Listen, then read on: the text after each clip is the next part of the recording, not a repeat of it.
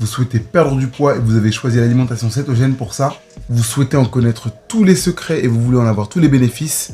Bienvenue sur le Big Project, je suis Mr Big et je suis là pour vous aider.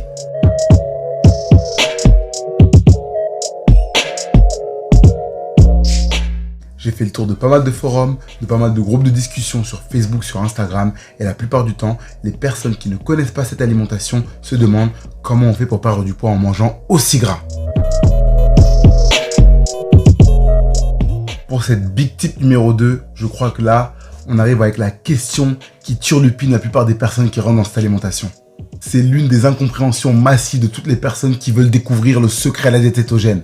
Aujourd'hui, je vais vous donner 3 raisons qui expliquent la perte de poids en diète cétogène. Vous êtes prêts? C'est parti!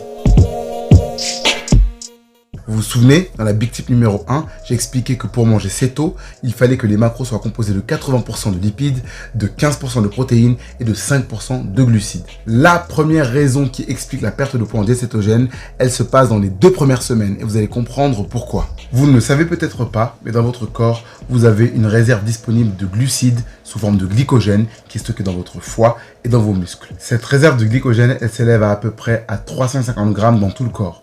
100 grammes dans le foie, 250 grammes dans les muscles. Première chose que votre corps va faire quand vous n'allez plus lui apporter de glucides exogènes, c'est vider ces stocks de glycogène de votre corps. Pour les utiliser évidemment, parce que c'est une énergie très facilement mobilisable. Le truc, c'est que cette vidange de glycogène va s'accompagner d'une perte d'eau métabolique qui va sortir des muscles. Et cette eau métabolique, elle pèse pas rien du tout. Ce sont bien les premiers kilos que vous perdrez en diète cétogène, la première et la deuxième semaine généralement.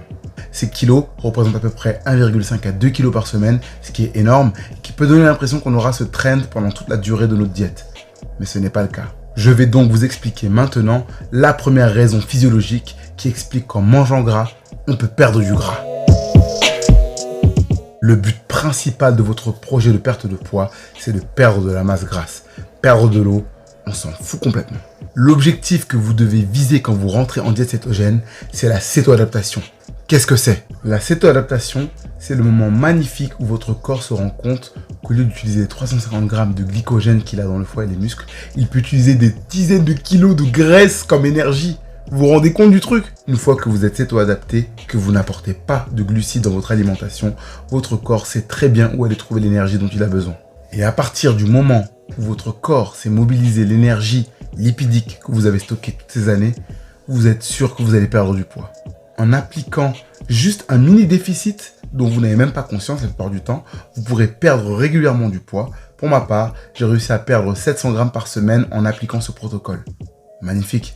Attention, l'équilibre nutritionnel de la diète cétogène est très fragile. Ça signifie que si vous rentrez trop de glucides dans votre alimentation, c'est le mode énergétique préféré du corps, il va très vite revenir dans ce mode-là.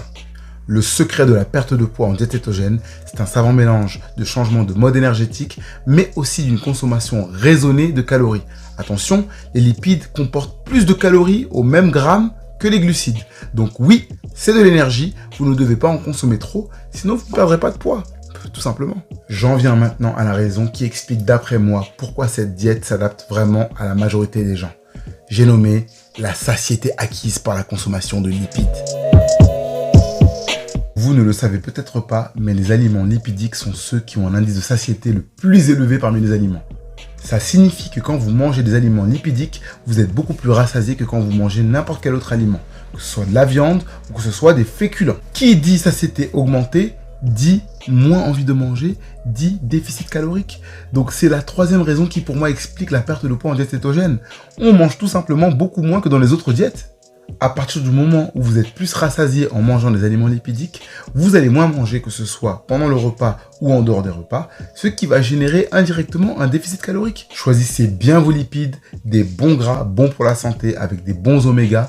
Vous êtes sûr que vous serez rassasié et en plus vous apporterez la bonne énergie à votre corps. Petite anecdote, je n'ai jamais eu besoin de compter mes macros en diète cétogène car j'ai appris ma satiété en mangeant du gras. Quand vous n'avez plus faim, cela signifie que vous avez apporté suffisamment d'énergie à votre corps pour que vous n'ayez plus besoin de manger.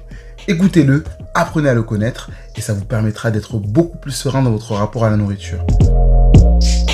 Je résume donc les 3 raisons principales qui, d'après moi, font perdre du poids en diète cétogène. La première, c'est la perte de l'eau métabolique pendant les 2-3 premières semaines. La deuxième raison, c'est la cétoadaptation. Cela signifie que votre corps va utiliser l'énergie lipidique dans votre corps de façon préférentielle à la place des glucides qu'il y avait dans votre foie et dans vos muscles. Et la troisième raison, c'est le fait de reconnaître et d'acquérir, pour certains, la satiété.